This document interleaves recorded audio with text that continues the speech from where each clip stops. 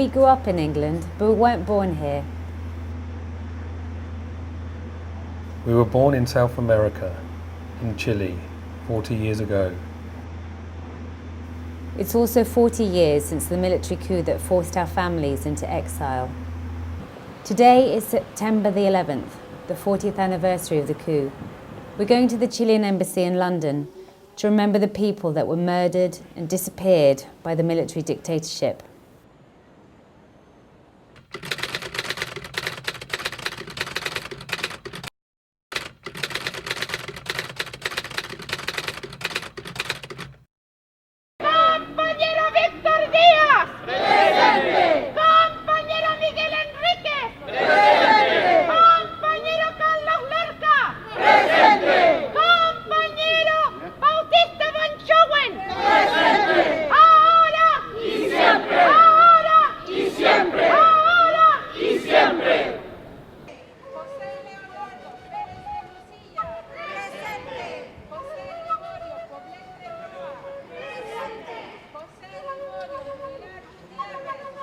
When the military took power in Chile, they overthrew the democratically elected government of Salvador Allende and arrested anyone with connections to left-wing politics.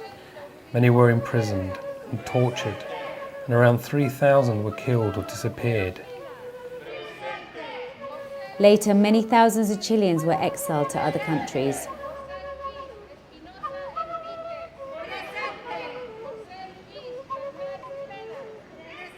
Mario Edmundo Supervigel.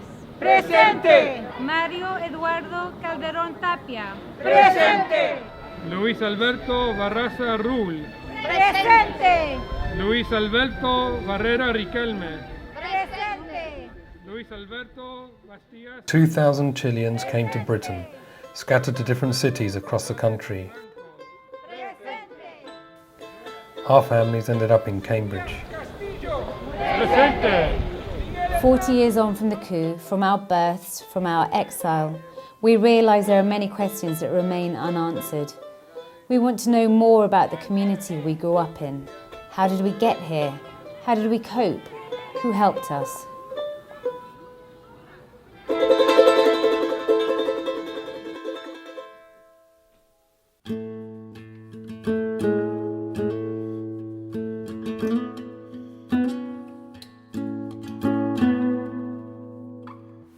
I don't think many people know that Cambridge played such a big part in freeing us from the dictatorship and setting up new lives here.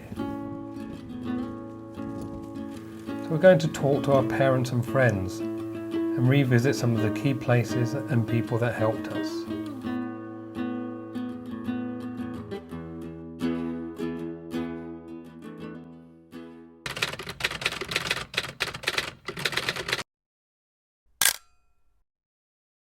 It came in September the 11th, 1973.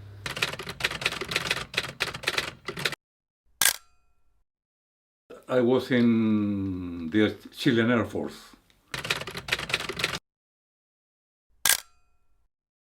I used to work in IBM at that time, and I I was married with 3 kids.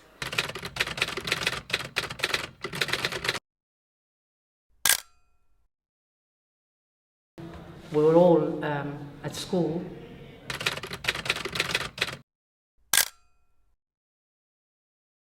I was studying at University, Chile University.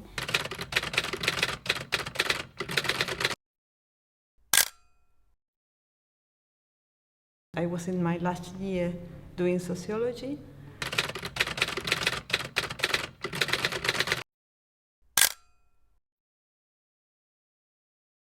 Licia estudiaba y yo trabajaba en el Ministerio de la Vivienda del gobierno de la Unión Popular de Salvador Allende. And we had the idea that it was possible for the military forces to intervene. But when the military coup came, it was a total surprise.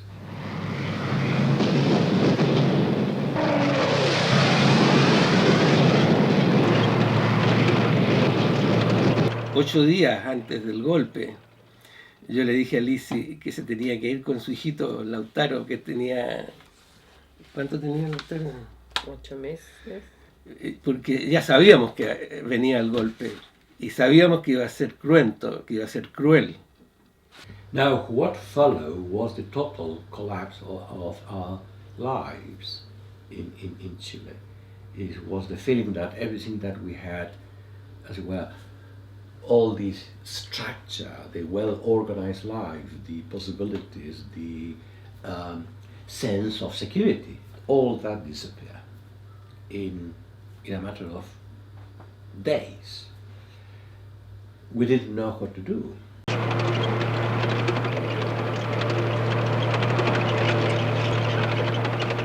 I saw the lorry coming full of people with guns and I couldn't believe that they were looking for me, what I done. I said, no, must be wrong. Perhaps they are looking for somebody else. On the 12th of October, I was arrested myself, together with another, I think, 12 other friends. My mother said, you're just being stupid, you don't know what torture is, you don't know what it is. You have to go and hide somewhere. And that same night, the secret police arrived. We were taken in a bus, blindfolded, hands wrapped behind our backs. And they put the children against a wall with the metralleta and those machine guns, how you call them. And they put them and they say, if you don't be quiet, we kill you. And we were left in a long corridor, standing against a wall. Slowly, you sort of lose or track of time, and you don't realize whether it's still daytime or night. And sometimes you heard people walking behind you, touching your shoulder. Are you so-and-so? No? Oh, don't worry, it's not your turn. So, you think so many things, I cannot remember now, but you think what's going to happen, and then when you hear now and then people, shouts, and even women, they had in that place crying, shouting because of the techniques they used on interrogation. And they raided the flat and they brought, I was there, and they brought Miriam's friend and they threw her in a corner. She'd been tortured all day. Pero después de los primeros días de estar desaparecido y después siguió unos días de tortura, serían como 20 días en total, entre no saber nadie dónde estábamos, después a unos centros de tortura que tenían, después de eso nos meten a la cárcel. En la cárcel fue como llegar a la casa, porque te sentías seguro.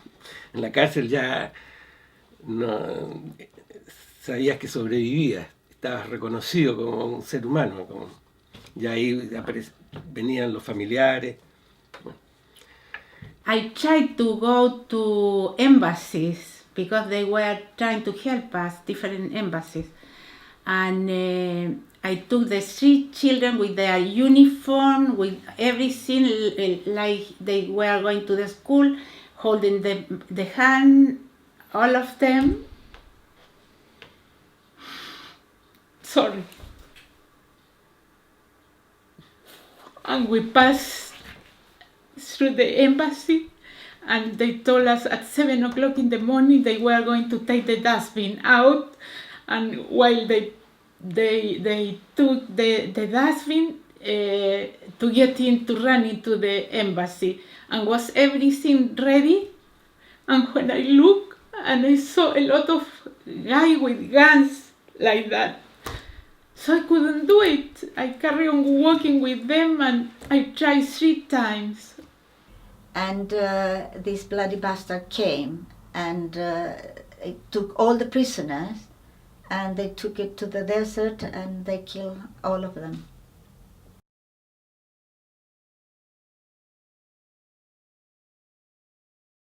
In most cases, the common charge was treason, high treason,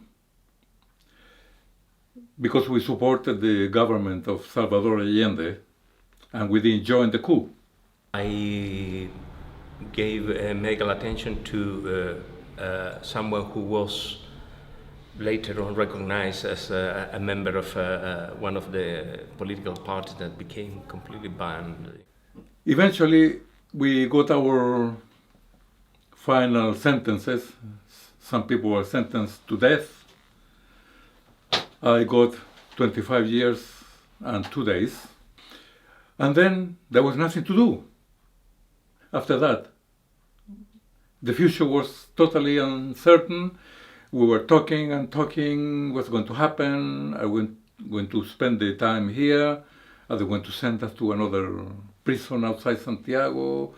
Banishment inside the country? We didn't know. Now, what you have to understand is that a dictatorship functions by violence and by the injection of fear. And that is the most pervading, as it were, the general feeling, fear. You fear for your life, you fear for your parents, for your families, you fear for your security. On the night of the coup in 1973, I had a friend who worked for Reuters as a copy assistant. He phoned me up every few minutes all night long with whatever was coming through about the coup. And he rang me up. He said, "The bastards are bombing the palace now. The fucking bastards are bombing the palace." He was very pro-Allende, very angry about it. So I stayed up the whole night just listening with him to it. And then the day afterwards, we had a demonstration outside the Chilean embassy in Devonshire Street, as it then was, and hundreds of us went down there.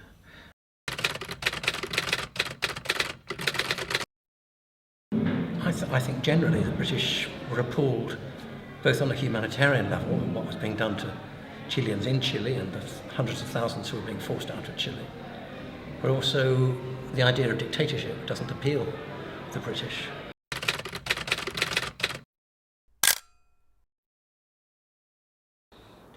No, the Chilean coup really did hit the headlines because it was particularly violent, and it was very shocking, and also because I think people in Europe could identify with União Popular. There was a lot of clamour that Chileans should be allowed to become refugees and to have asylum in this country. And almost immediately after the election, when Harold Wilson won, the doors were opened. And so we formed a committee of some sort, and various people in Cambridge who really had nothing to do with Chile at all came to the rescue and received whole families into their houses. Like, and Ethel Shepherd was one.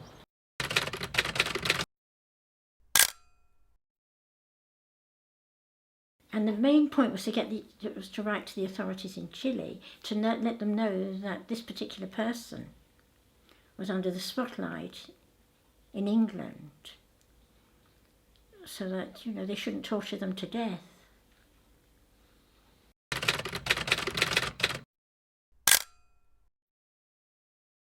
It's not that I didn't know about torture and brutality. I've been a member of Amnesty International since I'm almost a founder member. I didn't join in the first year, I joined in the second year, I'm glad to say.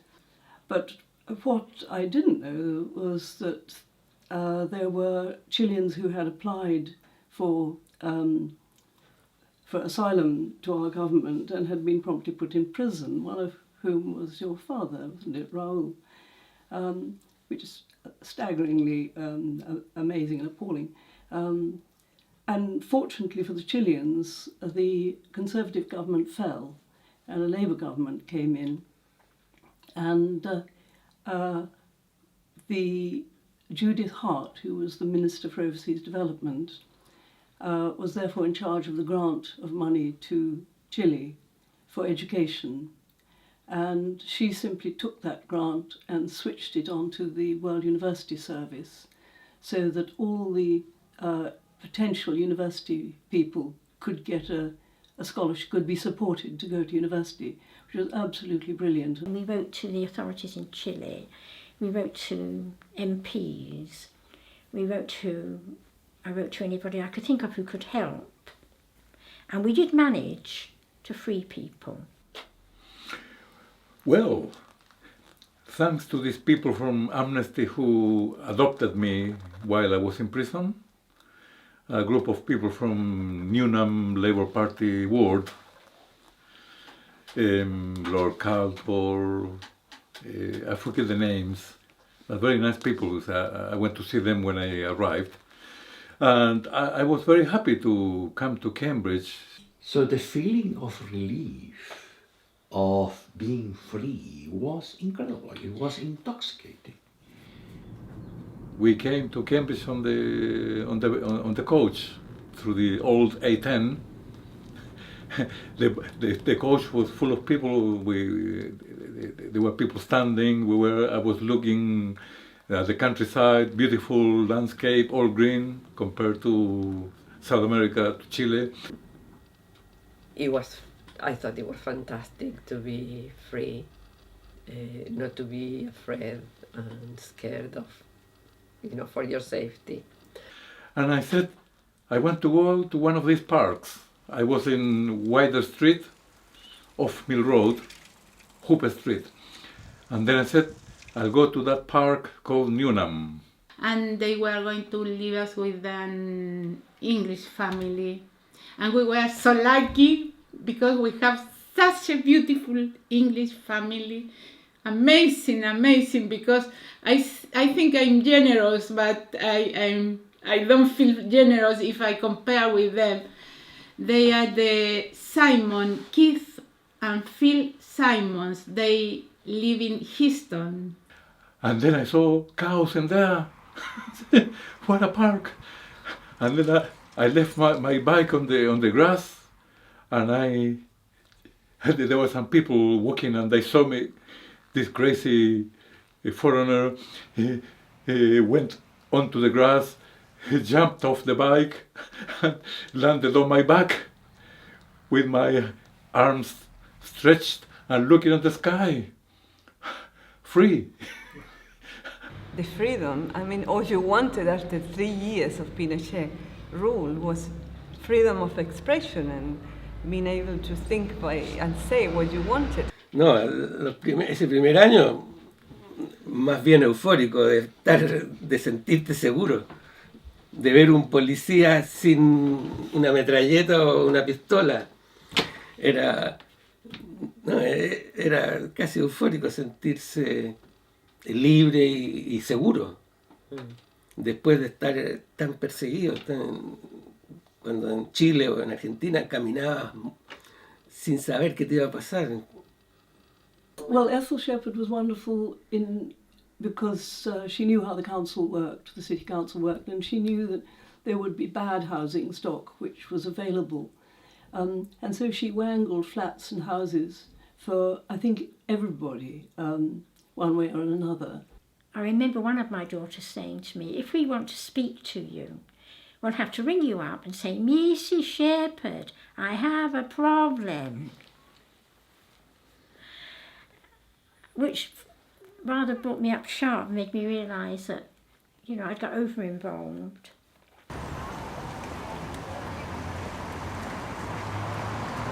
Do you remember moving here, living in this place? I remember being cold, and at night we used to have an old milk bottle that we used to pee in because the toilet was too far away and cold. but yeah, it was really small, but it was great though. It was good that you were here, or your dad was here, because they had a link that stretches back generations. Yeah, and I remember when you guys first arrived at Bateman Street and seeing through our front door, through sort of corrugated glass, so the outline of your dad and the door opening, and my dad and your dad just embracing each other really sort of heartily. And I'd never seen my dad hug a man before like that, so it was really weird. It really stuck in my mind. And seeing you two standing there, sort of frowning, being really shy and not wanting to come in. No. I remember that very clearly when you guys arrived. Yeah. And also we had a lot of help from social services, which nowadays would be unthinkable. So you'd have people. I went to auctions with a social worker to buy furniture for Chileans getting housing. You know, it was very generous, and there weren't a lot of questions.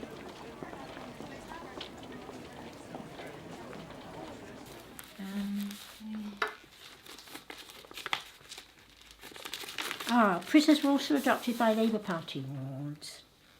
Yes, you might find this interesting. Prisoners were adopted by Labour Party wards in Cambridge, by colleges, and by the ILTB, and I don't know who the ILTB was.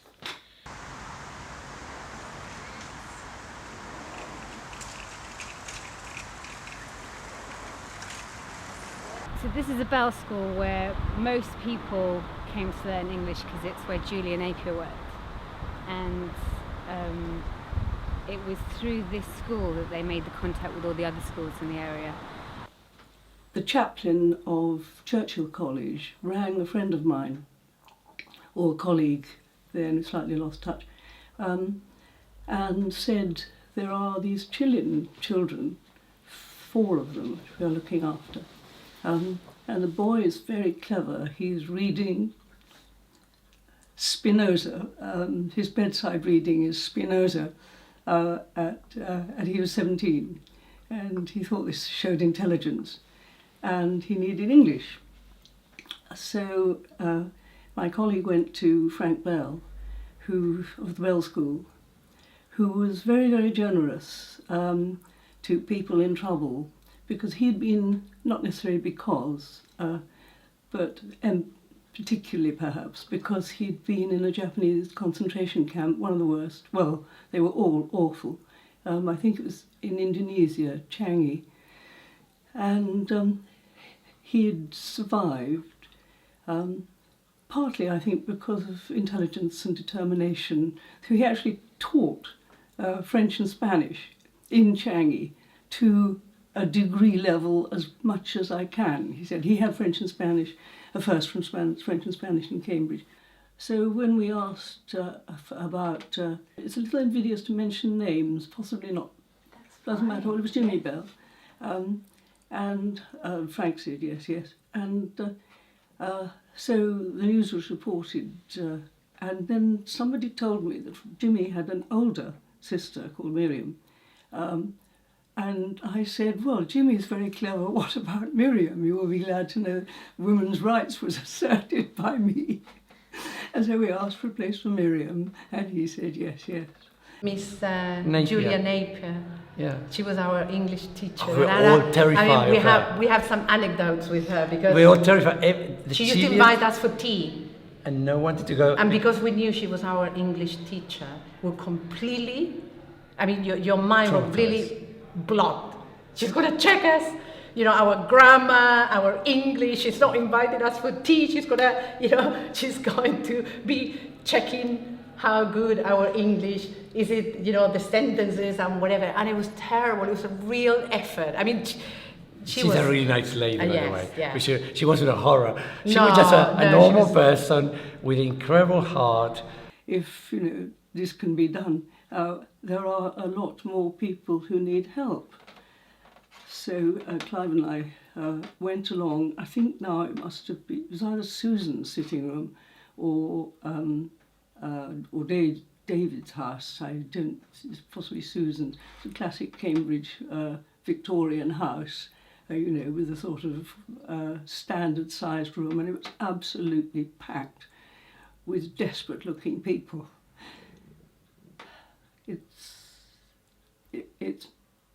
Well, you get more moved by things as you get older, but it was moving then. And Susan and David were translating. And we heard these stories, and with a sort of feeling of despair, what can you do for all these people? And I remember so clearly that the youngest was 4, and the oldest, I think, was 45. So we heard their stories and started thinking, well, who most needs help here?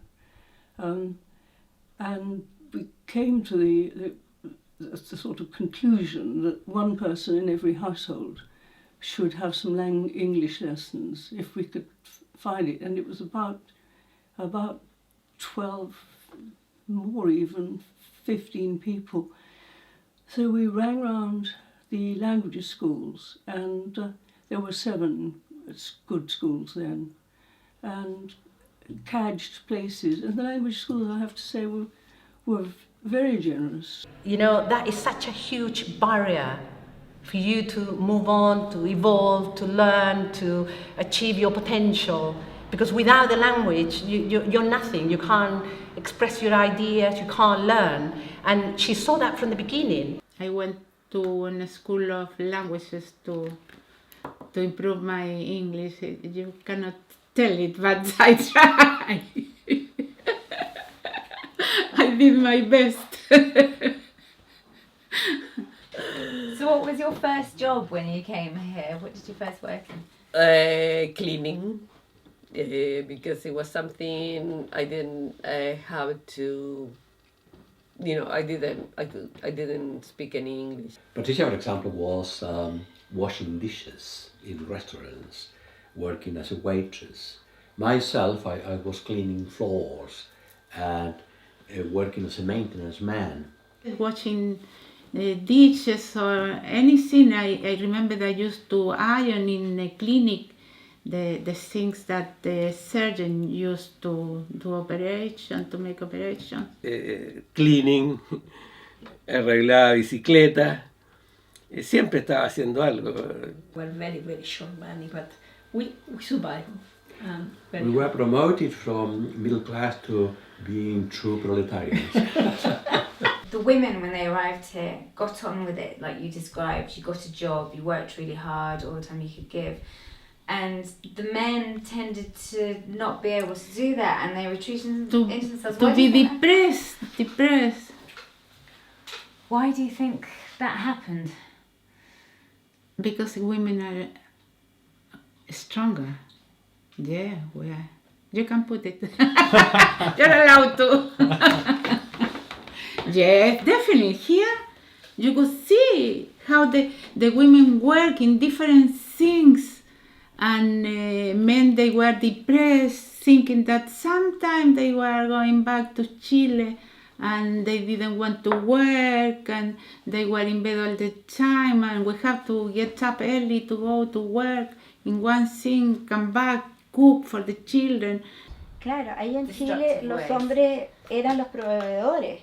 Tenían un buen trabajo, casi todos los que llegaron aquí tenían un buen trabajo, estaban en el top de todo. Y al llegar aquí a Inglaterra sin el idioma, era muy difícil encontrar un trabajo del tipo que tenían ahí en Chile. Claro. Entonces tenían que estar trabajando sirviendo en mesas o haciendo limpieza. cosas que para su estatus en Chile, sobre todo en un país tan clasista como es el nuestro, debe haber sido terrible. En cambio, las mujeres creo que somos más duras. Hicimos todo tipo de trabajo sin importarnos mucho. O sea, teníamos que sobrevivir, teníamos que vivir como... O sea, el estatus no era tan importante era para tan la mujer, importante. porque era más importante la crianza de los niños y llevarla a casa y sacarla adelante, ¿no? But the other thing I did, and this got me into serious trouble, really big serious trouble, was that I interfered, as the men put it, in their marital affairs.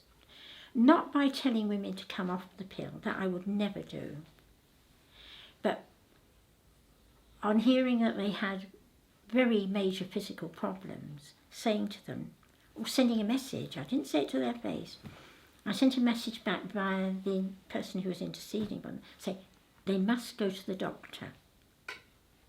They must go to the doctor, they must discuss all their medication, including the fact that they're on the pill. And I'm afraid the GP took some women off the pill. And then all hell was let loose. All hell. I was asked to come to a special meeting, which was in fact a kangaroo court, that the men were holding, so that they could tell me off and tell me to stop interfering in their marital affairs. And I'm afraid I didn't go. I was so cross. I wasn't prepared. And in fact, I didn't have the psychic energy to cope with all this machismo. Not on my own.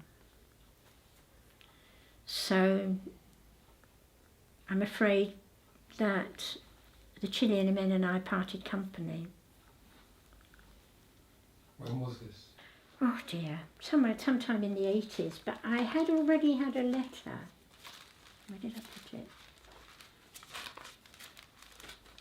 I'd already had a letter in 1977, I think it was. An absolutely horrible letter, which, shall I read it? Yeah. Which said, please get out our backs, definitely. That's what we decided, most of the Chilean residents in Cambridge, in a secret reunion. We hate you, silly cow, witch, son of a bitch. There it is.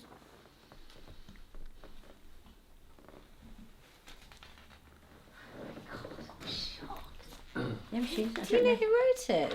No. That's really nasty.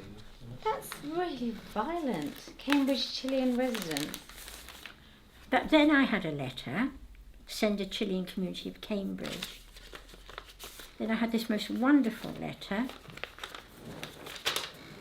Cambridge, August 78, 1978. Dear Ethel, we have all got here, we have all gathered together to learn about the anonymous letter you received. We regret the fact, we regret all the terms employed against you, and above all, we regret that our name has been for such a coward attack on you. This is clearly intended to hurt you and to separate you from us. As you know well, you deserve all our love and gratitude for your commitment to our Chilean cause, and we only hope that your faith and immense devotion in mankind, shown as it is in your help to us, will do for you to overcome and forget the undeserved insults of your secret enemy. Yours truly, the Chileans of Cambridge. And your father is one of the first to sign. Gucho Vargas. Raul Gucho, Alice Morales, Esther Vargas, Eva Rojas.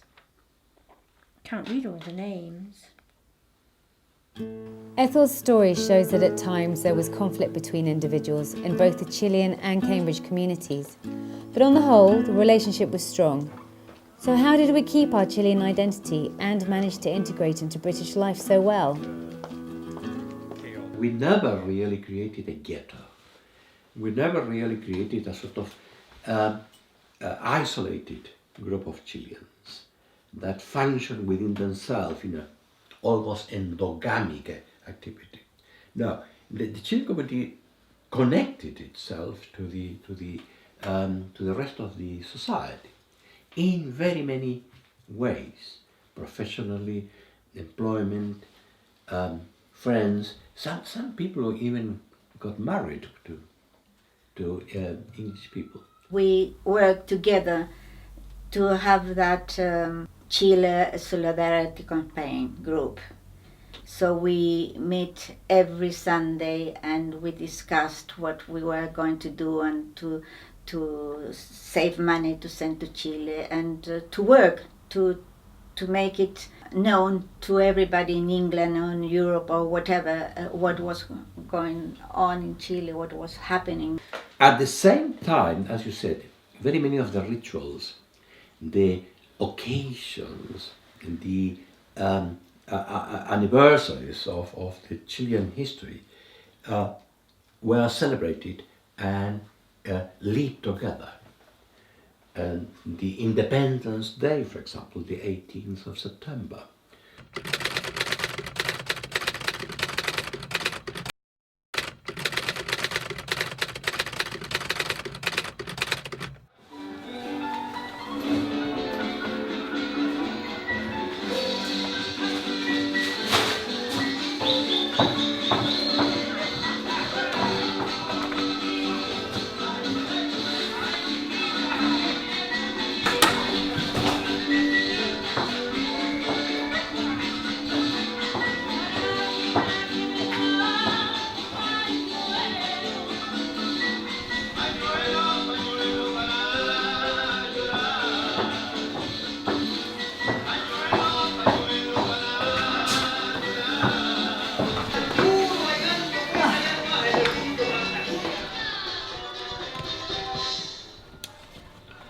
When do you think people will arrive? Oh, well, knowing the Chilean one, maybe around 4 o'clock. Well, I hope that they will come because we are late. So around 4 o'clock. It's Chilean time.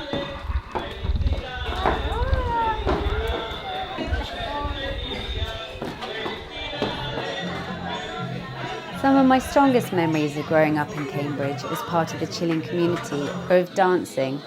Everybody getting together to eat empanadas and to dance the cueca on national holidays and events.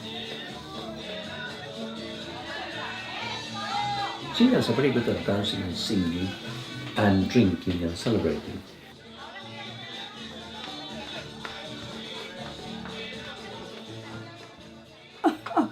And if you go to a Chilean New Year party, you get kissed twice by a rather dishy bloke.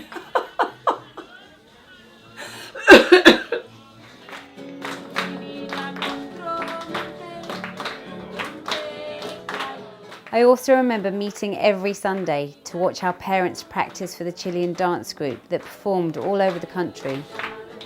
What lasted for so many years, and a lot of people was part of it, is the group of dancers.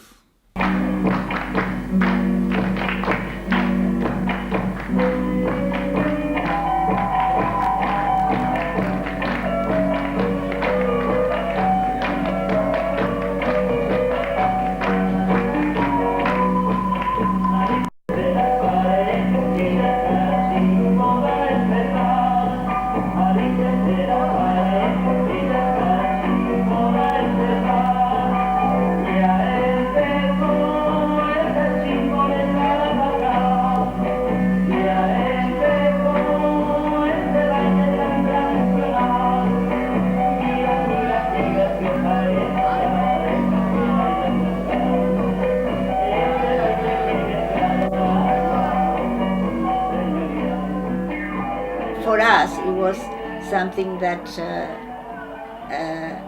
a sort of expression ourselves, and because we love our country music and country dances. I used to dance the music from the north. All this colorful music with colorful ponchos and panpipes and everything. That was beautiful. It was really beautiful. We didn't have money to buy the costume or to design, so I designed everything. I bought in jumble sale dresses, old dresses, and the colors, and then I tie-dyed them, and So I made all the dresses, and it was quite enjoyable for me. We supported the miners during the strike. We went to the social clubs, some old people homes in Cambridge. That was a way of keeping our relationship more close, and also making our country be known in England.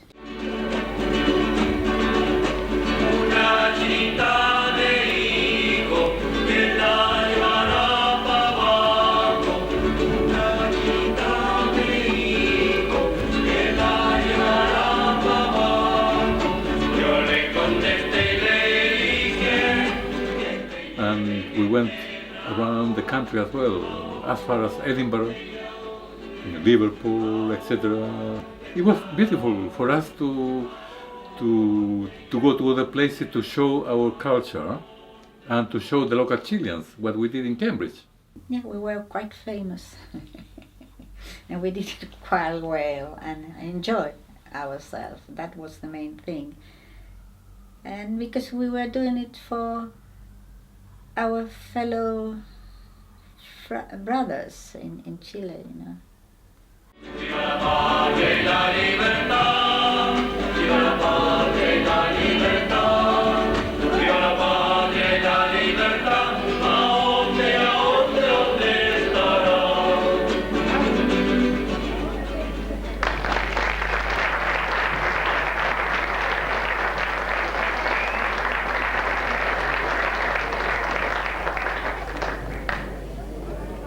Now that I'm a parent and married into a very British family, it's dawning on me that although my childhood was happy, it was also very different from most of my friends. I'm an exile from Chile and a British citizen, and I'm still struggling to understand what that means and why it stirs up so much feeling in me.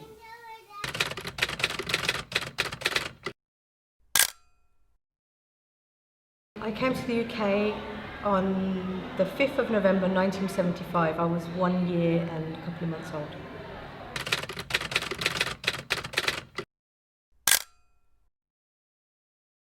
And I came here in 1976 when I was age 2.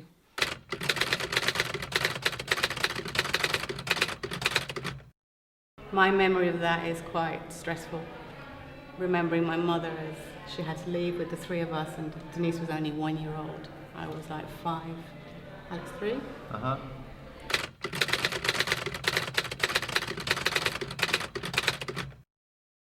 ...1978, I think it was. Was it? I don't know. Yeah, 1978, when I think I was I was 2. We came in 74, I'm not sure. I think it's October, September 74.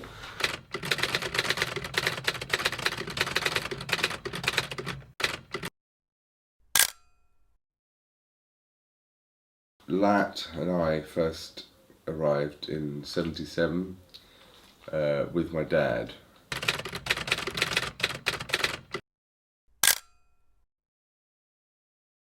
I first came to England in 1981.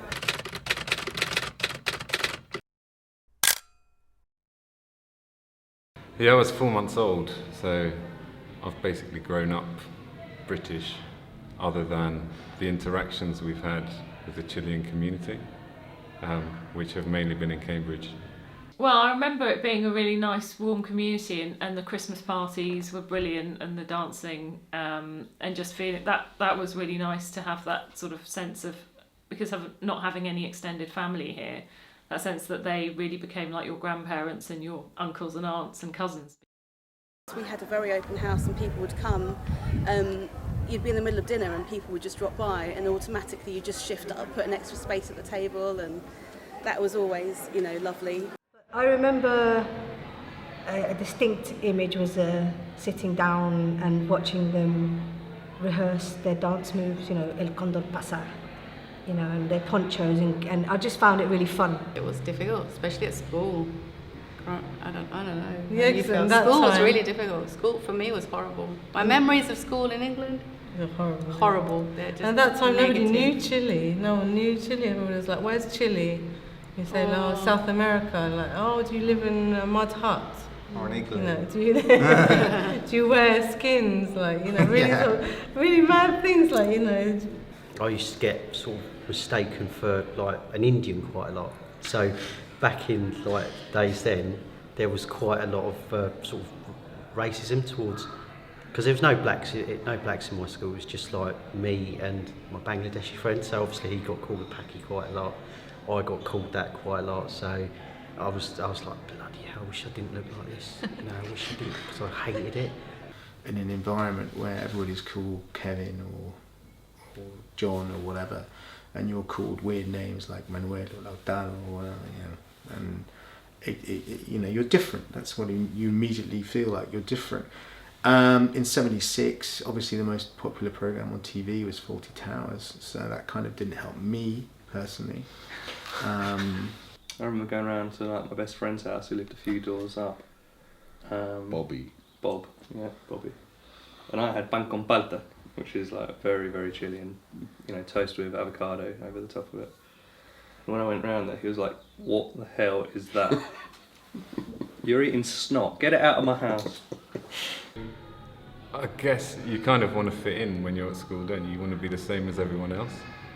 So, for example, people ask me my name and I'd say it was Matt rather than Matthias, because I just wanted to be kind of normal.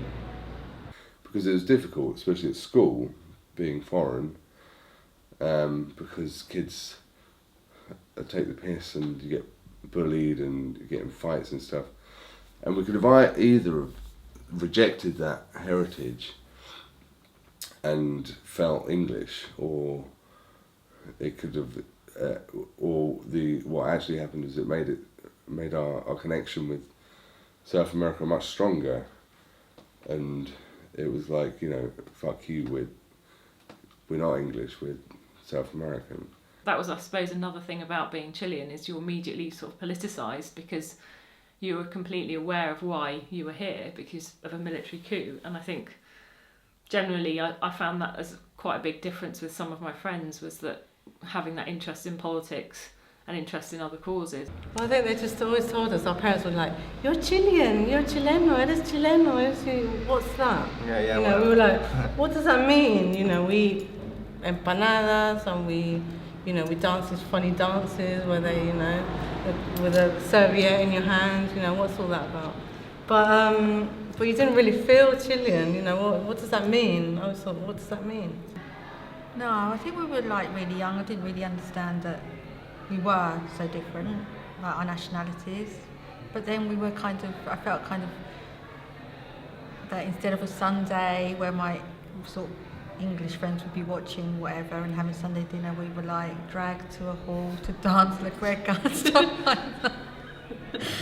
And resenting it, almost kind of resenting it, yeah. But I'd known this all my life, so I was kind of like, living here, you know, fully integrated, fully British, you know, liked reading Jackie the Beano, loved Duran and all that, and on the other hand, parents taking me to cultural events. As I grew older, I didn't want to go to the little kiddies parties, you know, I just wanted to be with my friends. So I just found being forced to, I don't know, Inti Mani concerts just a drag. So I was a kid sat there like this. So did you not really embrace the Chilean culture? Not really, because it was something that was sort of alien. It didn't make sense in my everyday life.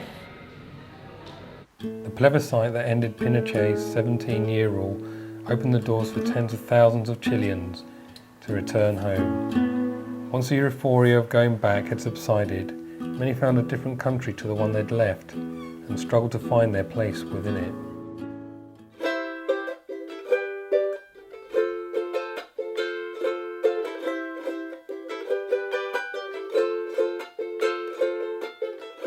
I lived there for I lived there about 7, 8 years.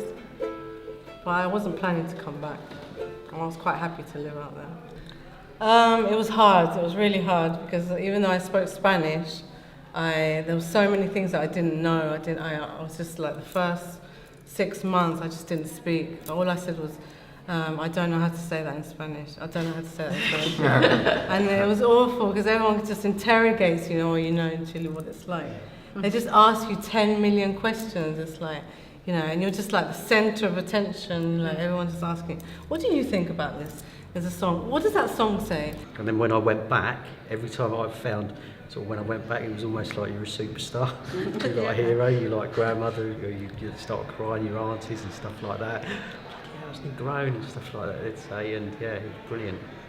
When I arrived in Chile for the first time, it was about 3 days before New Year's Eve, and there's this huge New Year's Eve sort of firework display in Valparaiso, and my aunt had a flat which looked out onto the bay, and it was like the first arrival of one of us, other than when Julian was a boy, and my first time back anyway, and so they decided to have a New Year's Eve party there. And there were loads of people, loads who I didn't know, and obviously my family who I knew they were, but I barely knew. And they decided to ask me, so do you dance? I said, well, no, not really. Well, no, come on, dance. And it slowly dawned on me that this room full of people actually did want me to start dancing in the middle on my own. And that's my idea of the purest tale. And so I started dancing, and oh my God, I wish I'd seen it. Wow, there's photos. And you can see the embarrassment, but they what, on other people's faces? No, how do you dance? So I does it, and they start like commenting on it as well. Yeah, not. See, in Britain, if they started commenting, first of all, in Britain, you'd never be put in that position, and then everyone would be very, very supportive. But they're not really. They're just like saying what they thought about the dancing. And in '89, I went back for a year. Probably for all the wrong reasons, and then my father died just towards the end of '99. So as of '99, the whole family was back there, and for me, I'd realised after about 7 months, 8 months, that it had been a mistake. It wasn't my home. Didn't feel like home. I've been on holidays many times, and I went travelling in South America. So I only ever went there to have fun, really, until I went to work. And then when I worked there, I was like, oh no, didn't like it. Came to a head when we finally went to Chile in 1990. And what happened once you were there? How long were you there? I survived about 7 years. I was really unhappy when I got there, rebelled, hated Chile, found it really alien, couldn't really speak Spanish, called the gringa. But then slowly I started to get into it. You know, I got used to the way of life there. But I always felt like a foreigner, and then it became really obvious to me that I was English, you know, being taken away from England. And my mission was just to get out of there. I think that what becomes very clear to, especially people of our age, because the people who are a bit older than us, they lived and they have experiences in Chile that they could continue. And the people who arrive very, very young, like you did, you know, 2, 3, 4, whatever, you integrated yourself into English society very quickly. The people who arrive as teenagers, they were not here nor there. You were a bit Chilean, but not enough, because there were lots of people talk about things in Chile, local history or recent history, which was completely oblivious to us. And then we weren't young enough to integrate completely into English society. So we were always a halfway house. And I think for many of us, it was very difficult to integrate here. And when we went to Chile, we realized that we didn't belong there either, because you can't go back. You need to go back in time, not only space. Yeah, that's the problem. All your memories. Exiles want to travel in time, and the time machine doesn't exist.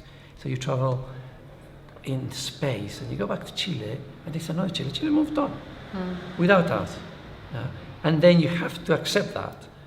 And did you ever intend to go back to Chile or to Argentina? Mira, eso, cuando llegamos nos dimos cuenta, que se podía casi clasificar en dos tipos diferentes. Estaban los chilenos que siempre querían volver, que en ese tiempo se decía estaban con las maletas listas, porque realmente creían después de 2 o 3 años que Pinochet caía y que se podían volver. Bueno, vivieron muchos durante 15 años pensando nada más que en querer volver a Chile. Pero había otro sector que pensábamos que bueno, este era nuestro lugar ahora y que estábamos contentos y podíamos vivir bien acá. I think when we came to Camp we made that decision that we were not stop dreaming of going back. I mean, we were thinking of the future of our children, and we decided, well, we're going to stay probably in this country for the near future. It's very good for our children to have stable education for the next. We have this prospect of a job for the next 10 years, basically. It's so divided. Chile is so divided. So you know you don't know who you're sitting next to. You don't know if you're with a super Pinochetista or you know. So you have to really be careful what you say, and like because everyone judges you straight away. And it's like you know you're just put into this little group here. Yeah. Okay, you say, oh, I lived in England. They're like, oh wow, that's really interesting. You know, when did you go to England? Oh, 1974. And they're like, oh. Exiliar, you know. Exactly. That's the thing that I found interesting when I was there. It was the phenomena of the returned. You know, like we were dead people that come back to life, like living zombies that stank. They didn't want to know, you know. The left wing were like, oh, we stayed here and suffered, and you lot went to Europe, you know, had a great time. And then the right wing were like, you're communists, you know, don't come and infect us with your dirty ideas and liberal ways. And so it was a real eye-opener. I think all Chileans from that era have something to put to rest in a way, and I think we haven't quite resolved it like other countries. There hasn't been a process, a proper truth and reconciliation process. Pinochet's arrest, personally, it's almost like it took a huge weight off me, which I've been carrying around ever since I was forced to leave Chile. Where I didn't feel like a victim anymore. I had this weight of we've been defeated, right? They won. It's their version. They're writing history because they're the winners. And I had this heavy weight on my shoulder. I carried this around. And when he was arrested, and I thought, that's it. I'm free. I remember the day of the traspaso del mando when Pinochet handed over the presidential sash. It was a very emotional moment. We were all watching, and my brother, myself and my mother just huddled together and just cried when it happened. But what I sensed in me at that moment was a huge sense of release. And it was the only thing in my mind at that point was, okay, job done. My life as a Chilean exile is over. I'm now going to be me. And it's about me. Despite acknowledging tens of thousands of victims of death and torture under the military junta, the majority of those responsible remain at large, either protected by amnesties or a drawn-out judicial process.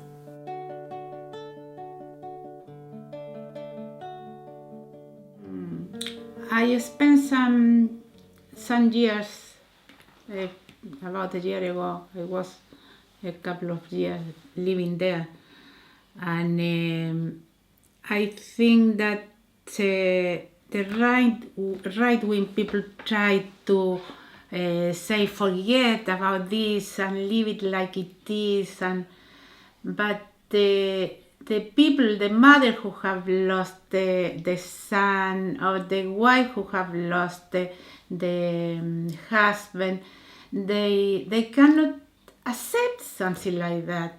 Without justice, you cannot forget. If you know that all those people, those criminals are free, you are not going to forgive. It's impossible. This document probably was the most important an application for citizenship. I'm writing to let you know that on present information it is proposed to approve this application. So that was 1986. Yeah, so that was the year we became British. I suppose these documents, they don't, obviously there's nothing like this for British people. It's not even a thought. But these are the things these are your roots, your British roots, which come documented and in type. Going back, this is the one that I really remember, these blue travel documents. We all had one, and I never understood that this wasn't a passport. This was like a sort of temporary identity document to travel on. And in my dad's one it says, can travel to all countries except Chile. And then this is the other document that is important to me, but one I almost resent that we had to do when I was a teenager, and we were made aware that my sister and I didn't have the right to stay in this country once we turned 18 and we became adults, because it was our parents who were granted asylum here but not us. And so we had to become British citizens officially. So we applied to the Home Office, and a policeman came over and interviewed us, me, my sister and my mum, and we paid money which some kind British friends paid for us because we couldn't afford it. I think it was around £500 each. And we became British in 1989. It's a piece of paper to prove it. There you are. There we are. And I just thought, why? I feel British. I am British. I speak British. It's incredible to think that you might have been thrown out of the country. Which has happened to lots of people. Yeah, 16 years after arriving, or whatever it was. It was 18 years, because I came here at 3 months. Okay, so my dad was in prison for 1.5 years, and they weren't actually allowed to have any objects, or in the cells. So all of this stuff he just had hidden. So this, for instance, me on the back of his motorbike, because he used to have motorbikes, was done on the back of the liner of a cigarette packet. Put some trains there, because kids love trains, I guess.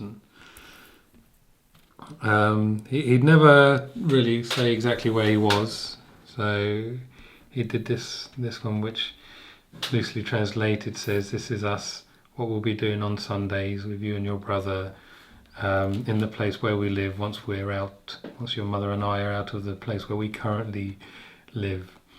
So he wouldn't mention prison. But this is a picture that he could see for a while. They got moved around, and this is what he'd see out of his cell. And the shaded one there is where my mother was. And they'd communicate using hand signals, stretching out and looking through the window and using sort of basic sign language. And if this had been found on him, he would have been in for a severe beating, retribution of some sort. I think this one's my favourite, which is a little horse that he made using just breadcrumbs, spit and bits of paper.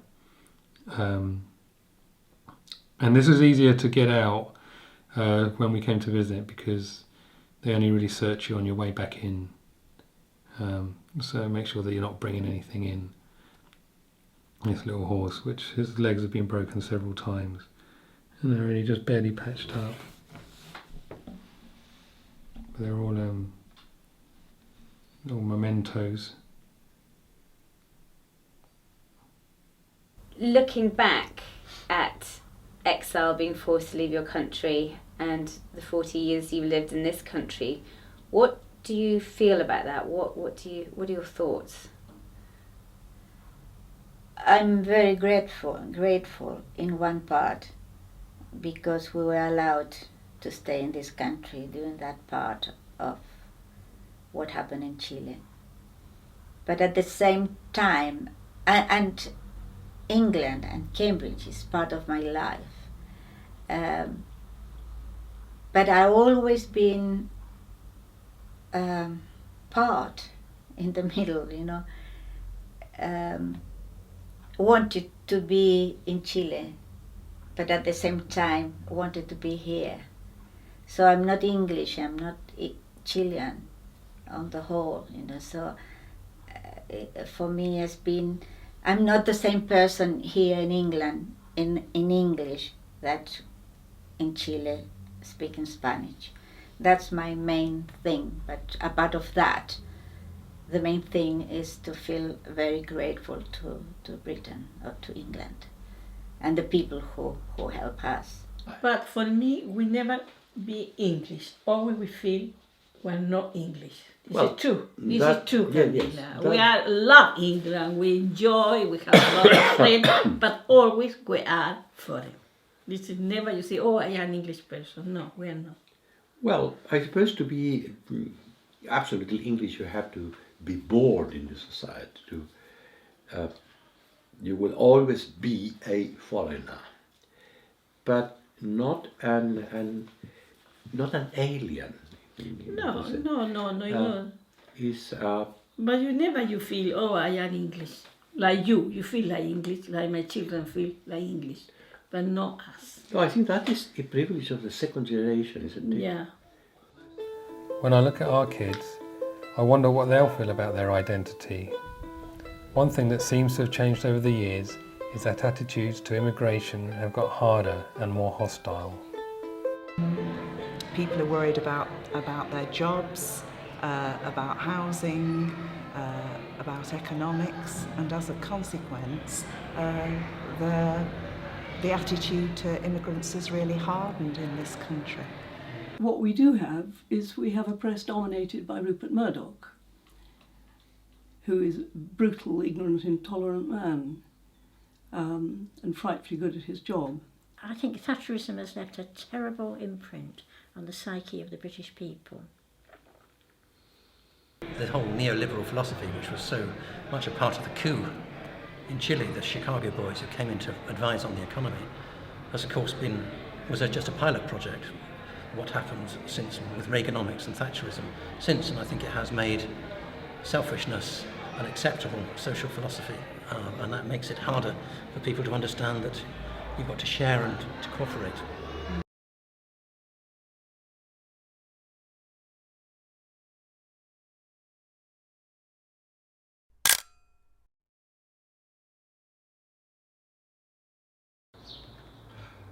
One reason why there's so much hostility to immigration, I'm afraid, is because of the aging population. As you get older, it's natural to become more frightened of change and different things. Older people vote more, and they are becoming a more and more numerous, an increasing proportion of the electorate. So politicians know that being tough on immigration is a way to get or keep votes, I'm afraid. I now get people who've been living quasi-legally in London for 10 or 20 years, just hiding out, leading a twilight existence. It's appalling for them, it's bad for public health, it's bad for them, it's bad for crime, it's bad for everything. And it also creates a kind of nasty telltale society. We should recognise these people have come here, they've sought their own safety, and they wish to make a contribution to our society and be more adult about it. I mean, there are still people who come to this country because they're abused in their own, and that's very real. I want the UK to be somewhere that does provide sanctuary, because everything that goes around comes around, you know. One day we might need sanctuary, who knows? It's important that human beings look after each other. When they arrested Pinochet here in England, there was a resurgence of that solidarity. There wasn't only, once again, the big organizations and the human rights groups or the trade unions. It was individuals in the street who have that thing in their heart and said, I want to be part of something that is important. I want to give something of myself to this that is bigger than any individual. Yeah? And I want to just give that little bit. And it was amazing how much solidarity we received. I think some of the things that unfortunately are coming up at the moment that are very negative about immigrants, I would think my gut reaction is different to someone who's British and whose family have mainly lived here and have lived here for many years.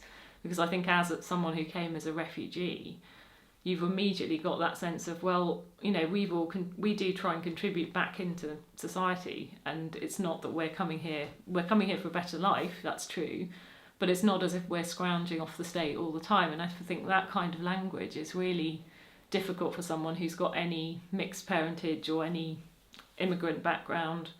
And it's very unfortunate, because actually I think Britain is generally still a very tolerant place, and most people seem to get on with, you know, all the new waves of immigrants that have come in. Yes. I learned what the meaning of the word compassion is in this country through English people.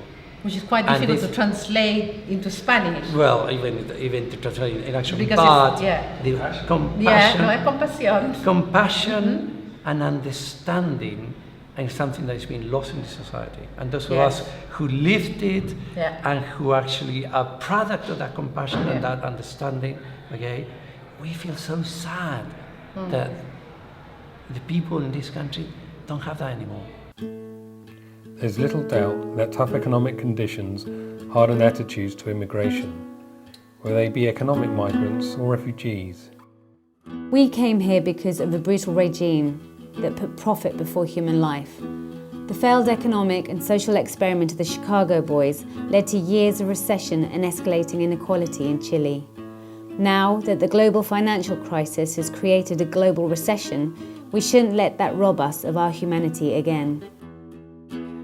Immigration breeds resentment if people don't integrate, whether that's because they don't want to or because people won't allow them to.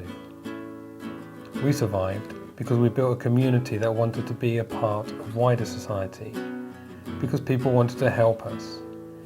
We became British Chileans, embracing the UK, but not letting go of where we were from. We've become teachers, doctors, lawyers, builders, chefs, journalists, businessmen, scientists, mums and dads. We're giving back to the country that helped us when we were in need. The kindness and generosity of the British towards the Chileans helped us achieve that. These are great British traits and ones I hope we will never lose. One thing we wanted to do with this film was to get everyone together again, to remember how we all came here and how we started our new lives. So we're having a party.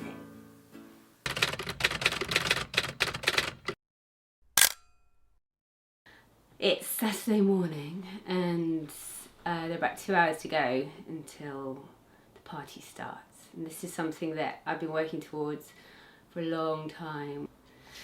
I'm a bit anxious about it all. I don't know who's coming. I don't know, you all got enough food? Apparently it's going to rain. So welcome and thank you for coming to this reunion. I think I'll get a bit tearful.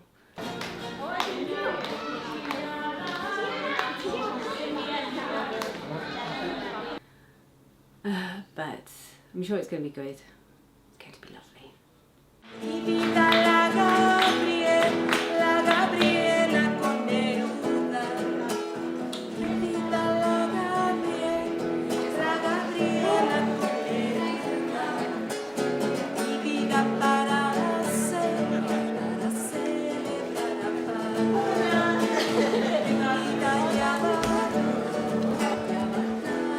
We want to live in a society with a market, but not in a market society. All this collaboration and goodwill and generosity.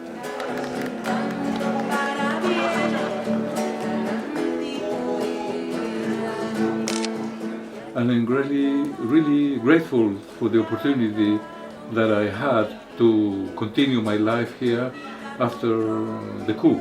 And we saw the NHS, social housing, free education. This is what we were fighting for. All I want to say is I'm very pleased with the work we did, and I'm very pleased to have saved lives. And nothing else. Those people really helped us, and some people didn't make it to the party, but I still thank them because they were really good people. I know that one or two have gone, unfortunately.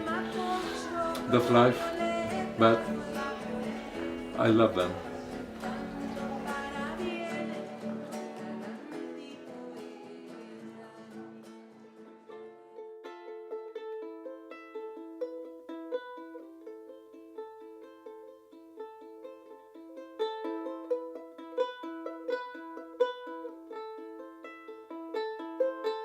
Efraín Jaña Girón.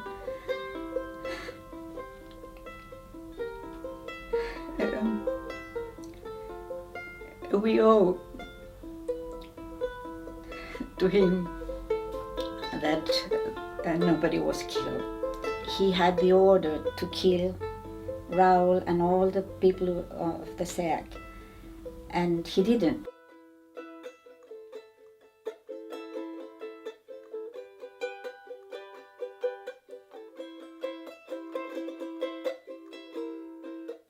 When I was in prison, I had two dreams. One was to have another child, which I could have hold and not missing years of their lives, of his life, which I did. And Julian was born exactly 9 months after I arrived.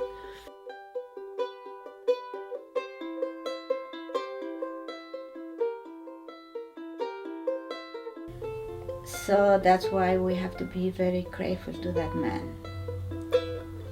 And because they were not all the militaries and navies or the Air Force, they were killers like Pinochet and the others.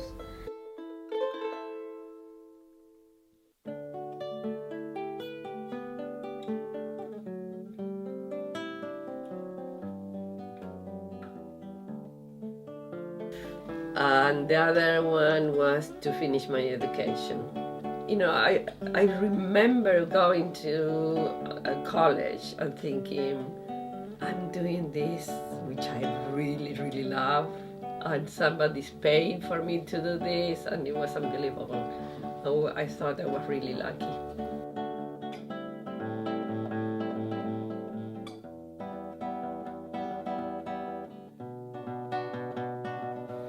And it took me 5 years to complete my PhD program.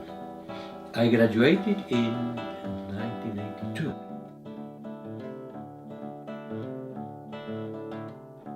Thanks to my job, I went around the world. I went to places that nobody will go as a tourist, even if they had the money. So it was a good time that I had here. I'm really happy to have landed in the UK in '75. The treatment of Chileans in the 1970s was a model of how it should be done compared to now.